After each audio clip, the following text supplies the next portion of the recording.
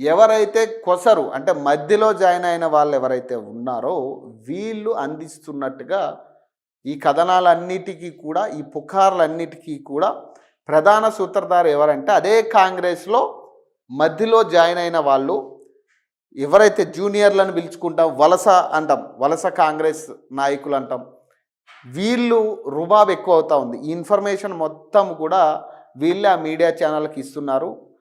దీన్ని ముఖ్యమంత్రి నడిపిస్తున్నాడు అనేది ఇప్పుడు కాంగ్రెస్ వర్గాల్లో ప్రధానంగా సీనియర్ నాయకుల మధ్య జరుగుతున్న చర్చ.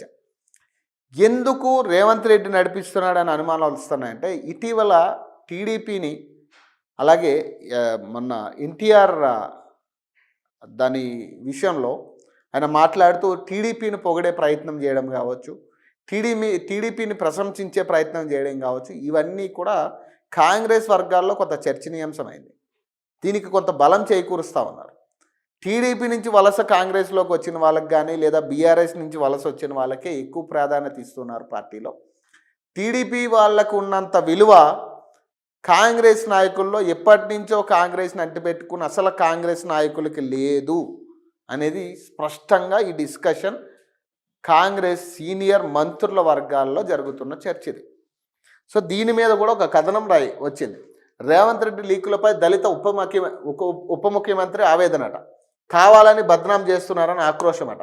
దీనికోసమా మనం 10 ఏళ్ళు తల్లడిల్లింది, అసలు కాంగ్రెస్ నేతలను అనగదొక్కుతున్నారా, బట్టికి సీనియర్ మంత్రుల సంఘీభావం అట, ముఖ్యమంత్రి తీరుపై హైకమాండ్కు ఫిర్యాదట, మీడియాకు లీకులపై డిప్యూటీ సీఎం ఆగ్రహం అట, సీఎం హెలికాప్టర్ ఎక్కేందుకు తటాలాయింపట, కలిసి పనిచేయాలనిపించడం లేదని ఆవేదనట, తనపై ఎందుకు బురద జల్లుతున్నారని ప్రశ్న, పత్రికాధిపతి ఇంటికి మంత్రిని పంపి సమాచారం అట.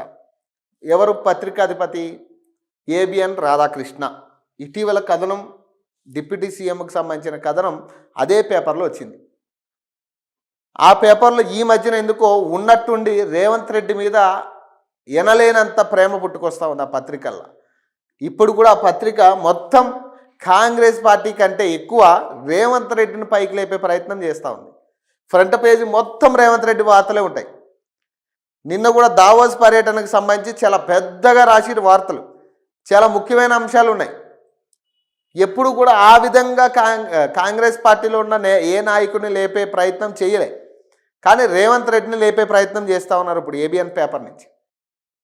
సో ఇవన్నీ కూడా ఇందుకు అనుమానాలు కలిగిస్తున్నాయి అంటున్నారు.